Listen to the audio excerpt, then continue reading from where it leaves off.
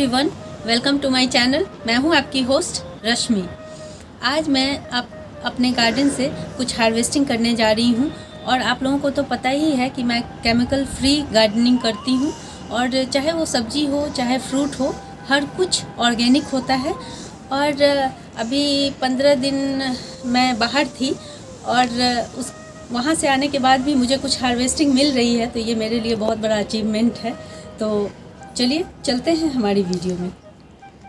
आप लोग मेरा ये टमाटर का प्लांट देखें, ये भी मैंने आप लोगों को बहुत बार दिखाया है और मैंने बोला भी था कि हार्वेस्ट करूँगी तो दिखाऊंगी आप लोगों को। और ये देखें, बहुत अच्छी फ्रूटिंग हुई है और कुछ मेरे घर वालों ने हार्वेस्ट भी कर लिया है। मैं 15 दिनों में नहीं थी यहाँ पे और आप देखें कि ये किस तरह गिलहरी और चिड़ियाँ इसका क्या कर देती हैं। और ये मुझे रोज़ फेस करना पड़ता है, लेकिन फिर भी कोई बात नहीं, वो खाएं, लेकिन कुछ हार्वेस्ट मैं भी कर लूँगी। और देखें कि इन्होंने किस कदर यहाँ पे नुकसान पहुँचाया हुआ है। ये देखें, ये डंडी समेत इस तरह से काट काट के फेंक देती हैं इसको। आप लोग हमेशा पूछते हैं कि आपके यहाँ मंकीज़ नहीं आते, चिड़ियाँ नुकसान नहीं पहुँचाती। मंकीज़ तो नहीं आते, लेकिन आप यकीन माने चिड़िया और गिलहरी मुझे उतना ही नुकसान पहुंचाती हैं जितना आप लोग उसको फेस करते हैं। तो ये है उसका, मैंने आज आप लोगों को दिखा दिया। लेकिन ठीक है, उन्हें खाने दें, लेकिन हमारा भी कुछ हिस्सा मैं ले लेती हूँ, बाकी उनके लिए छोड़ दूँगी। तो आज मैं हार्वेस्ट कर लूँगी। और एक और बात बताना चाहती हूँ कि ठंड बहुत पड़ रही है उत्तर भारत में, तो जहाँ भी बहुत ज़्यादा रात का टेम्परेचर बहुत कम होने लगता हो, वहाँ टमाटर पकते नहीं हैं अच्छे से। तो अगर आपके टमाटर हल्के हल्के रेड हों तो उन्हें तोड़ लें। अगर कुछ दिन बाहर रखेंगे तो वो अपने आप रेड हो जाएंगे। तो टेम्परेचर का इसमें बहुत इम्पोर्टेंस होता है। तो आप लोग ये ना सोचें कि ग्रीन है टमाटर, नहीं पका है तो क्या करें। जैसे ही टेम्परेचर सामान्य होगा ये अपने आप पकने लगेंगे। हार्वेस्ट करना इसलिए भी ज़रूरी होता है क्योंकि अगर हम हार्वेस्ट नहीं करेंगे तो जो नए फूल इसमें आएंगे वो फल नहीं बनेंगे। जब इसमें सीड की प्रक्रिया शुरू हो जाती है, सीड बनने की, तो बहुत स्लो हो जाता है फ्रूटिंग होना। तो सीड बनने से पहले ही हमें सोचना चाहिए कि हार्वेस्ट कर लेना सही रहता है। जैसे जैसे आपके टमाटर पकते जाएं, थोड़ा थोड़ा रेड होने लगें, आप ज़रूर हार्वेस्ट करें उसे। और आपको मैं बाद में भी दिखाऊंगी कि ये प्लांट किस तरह से ग्रो करता है और कैसे मैं इससे फ्रूटिंग लेती हूँ।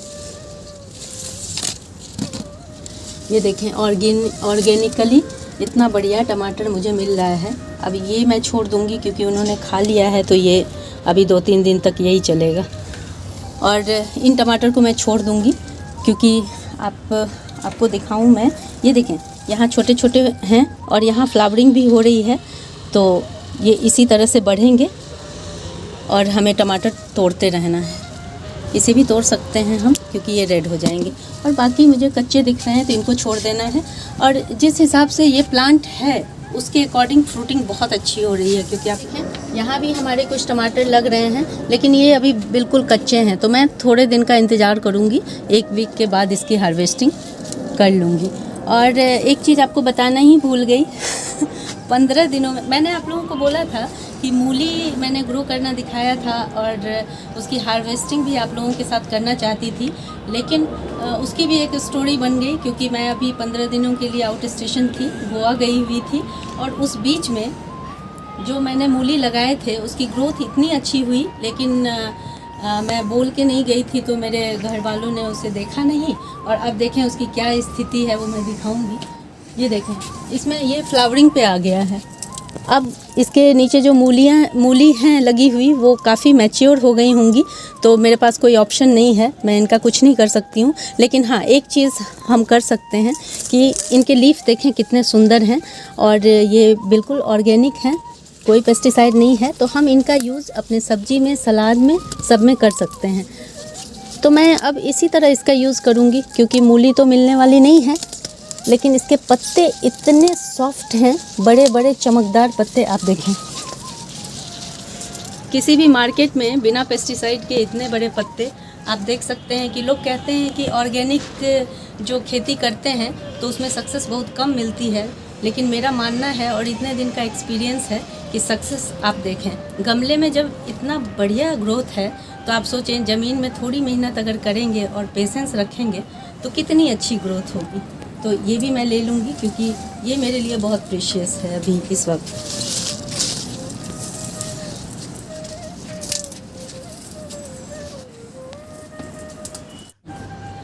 और आप लोग यहाँ देखें, ये हिबिस्कस का फ्लावर है। आप लोग हमेशा पूछते रहते हैं कि हम कौन सा हिबिस्कस यूज़ करें।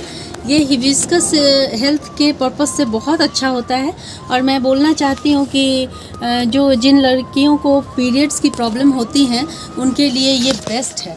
इसलिए आप इसको ज़रूर आजमाएं। ये जांचा परखा हुआ है और इसकी टी बना के पिएं। जैसे आप मेरे चैनल पे जाएंगे तो आपको दिखेगा वहाँ पे। और जिनको भी पेट दर्द की शिकायत होती है पीरियड्स में, इसका हिबिस्कस का टी पीने से वो 15 दिन में आपको ठीक हो जाएगा और बिल्कुल इसका कोई साइड इफ़ेक्ट नहीं है। आप इसका इस्तेमाल ज़रूर करें क्योंकि मैं इसका रेगुलर यूज़ करती हूँ। तो ये जितने भी फ्लावर हैं मैं ले लूँगी क्योंकि ये बहुत गुच्छे में फ्लावरिंग करते हैं, तो इसलिए आप डेली तोड़ें। और जिस भी टाइप के हिबिस्कस आपके पास हैं उन सब का इस्तेमाल आप कर सकते हैं, चाहे वो हाइब्रिड हो चाहे वो देसी हो, उन सब का इस्तेमाल करें।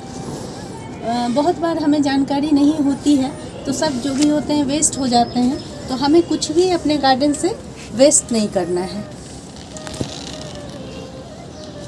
अभी इस समय हिबिस्कस का टाइम नहीं है, लेकिन कुछ हिबिस्कस हैं, जैसे कुछ हाइब्रिड हिबिस्कस हो गए, वो सब इस समय खिल रहे हैं, जैसा कि आप मेरे ये देख रहे हैं। तो इन सबको बिल्कुल जाया नहीं जाने देना।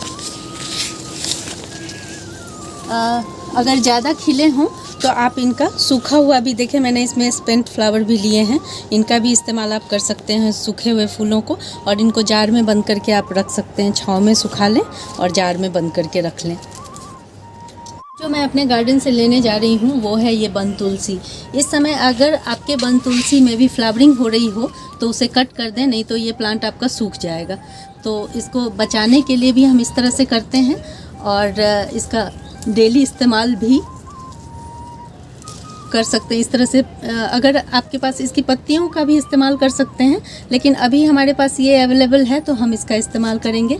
इसको भी आप सुखा के रख सकते हैं, जैसे मान लें कि अभी ज़्यादा हो गया, इसका इस्तेमाल लिमिटेड करें अपने चाय में, या ऐसे भी अगर आप गर्म पानी में इसको बॉयल करके पीते हैं तो ये बहुत ज़्यादा बेनिफिशियल है। कैंसर सेल को भी ये ठीक करता है। इसमें अगर आप इसको सर्च करेंगे गूगल पे तो आपको इसके बेनिफिट्स दिखेंगे। तो इसकी मंजरियों को डेवलप हो जाने दें, उसके बाद इन्हें तोड़ के और सुखा के रख लें।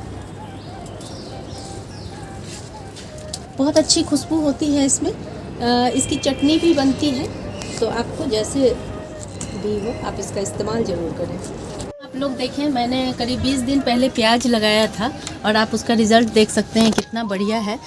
ठंड के सीज़न में आप थ्रू आउट 3 महीने तक प्याज लगा सकते हैं और इस तरह से इसकी हार्वेस्टिंग भी कर सकते हैं। अब देखें, आप प्याज इतनी जल्दी ग्रो होता है कि 15-20 दिन में देखें इतना बड़ा बड़ा ग्रो हो गया है। अब मैं इसको नीचे से थोड़ा सा छोड़ के कट कर लूँगी और फिर 10-15 दिन में ये इतने ही बड़े हो जाएंगे। तो हमें इस तरह से कट कर लेना है और बहुत ईजी है। आपके घर में जो प्याज आते हैं आप उसी से इसको लगा सकते हैं। बहुत सॉफ्ट और ऑर्गेनिक सब्ज़ी आपको मिल रही है।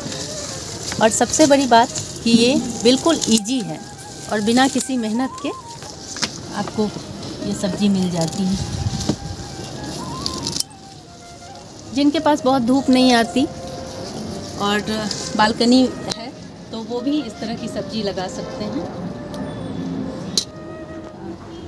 यहाँ देखें आप लोग, यहाँ मैंने लहसुन लगा रखा है, जो पिछले किसी वीडियो में भी मैंने आप लोगों को दिखाया होगा। और इस तरह से बीच बीच में मैं कोई भी जगह खाली नहीं रखती हूँ।